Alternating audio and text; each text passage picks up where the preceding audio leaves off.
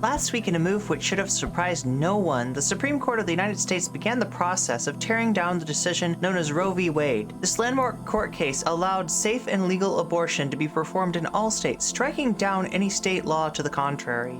This came about after a concerted anti-democratic campaign by the evangelical right to capture the courts, not just to change abortion law, but to undermine established law regarding all sorts of rights many Americans have come to take for granted. Realizing that they were on a losing track electorally, these fundamentalists sought to play the system to get their way. Through dark money, lobbying, and violation of established Senate precedent, they were able to capture not just the Supreme Court, but the preponderance of the American judicial system. The basis for this decision was something called the Due Process Clause in the 14th Amendment. This clause makes deprivation of life, liberty, or property without due process of law illegal for any state to legislate. This means should any state make such a law, it can be declared unconstitutional and nullified. Here's where it gets sticky though. Does liberty imply privacy? The court that oversaw Roe v. Wade decided it did. This right to privacy was implied, they said, by the Bill of Rights itself. The idea of the spirit of the law, meaning that the law should be interpreted by the court according to the spirit in which it was meant, not just in the literal letter of the law. Right-wing evangelical judges seemingly reject this concept and instead call themselves strict constructionists or originalists, implying that they adhere closer to the letter of the law. However, in actuality, these judicial thinkers often cherry-pick the laws they want to hold to this standard and which they want to interpret more freely. In the case of Roe v. Wade, the current Supreme Court has decided to apply an interpretation which sees no right to privacy in the Constitution. Could Roe versus Wade have been codified to be more durable? Perhaps, but the 1992 Planned Parenthood versus Casey decision seemed to uphold Roe versus Wade, giving many hope that the principle of stare decisis would be applied to the law and it wouldn't be changed. However, as a result of the plan hatched by the right-wing dark money groups such as the Judicial Crisis Network, the nation's broken electoral college system which allowed the popular vote loser Donald Trump to take the White House in 2016,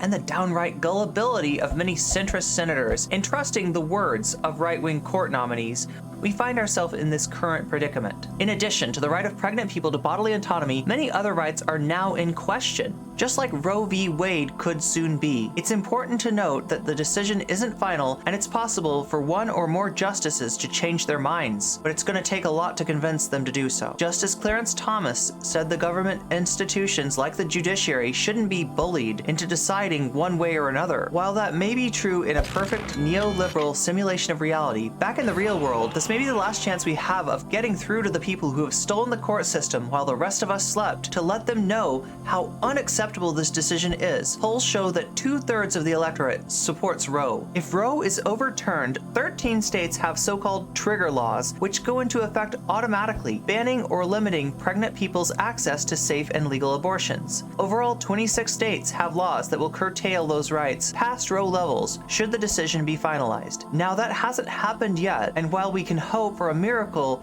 the decision isn't even close at this point. Let's talk next about what this repeal could mean for various rights you currently have. Let's start with pregnancy.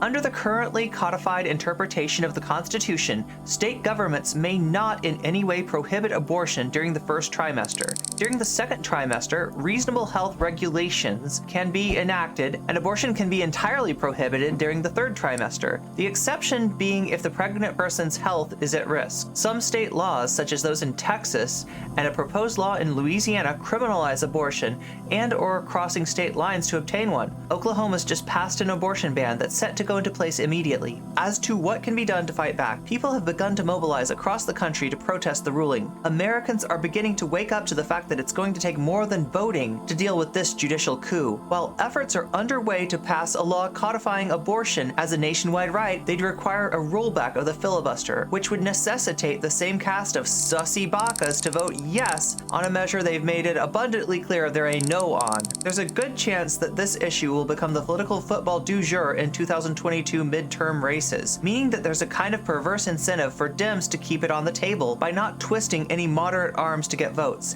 TLDR? Not good. Contraception.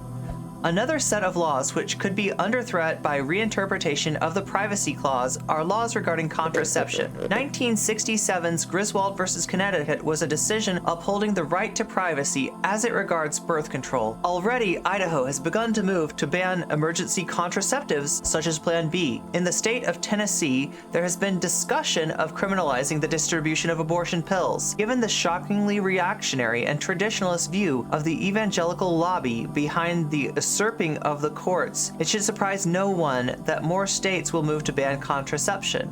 Same-sex marriage was only recently recognized as part of the right to privacy previous Supreme Courts had interpreted from the Constitution. Laws banning interracial marriage, which were struck down in 1967's Loving v. Virginia case, could be back on the table should the court choose to roll back Roe and the Privacy Clause. From there, it wouldn't be a great leap to strike down civil rights rulings such as Brown v. the Board of Education. Conclusion. So the points I wanted to get across in this commentary were twofold. One, this ruling and its implications have the possibility of being incredibly far-reaching. It's impossible to exaggerate the number of rights that may now be in jeopardy since the evangelical right has succeeded in capturing the highest court in our land. The fact that they're willing to roll back a ruling 2/3 of Americans are in favor of shows how emboldened they've become. 2. Normal methods will not work right now.